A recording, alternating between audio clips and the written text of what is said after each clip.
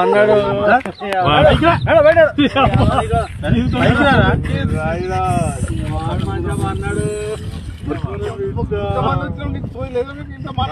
బాబాయ్ వాళ్ళు చచ్చిపోయి అనుకుని పోయినాట ముసైతాను చచ్చిన నీళ్ళు పోయినాకు దీనికి మంచి రైట్ ఎందుకు పన్న వాళ్ళ ఎందుకు అనుకున్న వాళ్ళ ఈ చల్లదనానికి ఎండకు చేయలేక కన్నీకి ఓడిపోయి వచ్చిన గెలవలేక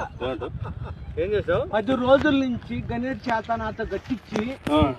నా కష్టం దోచుకొని గణేట్ రాయ్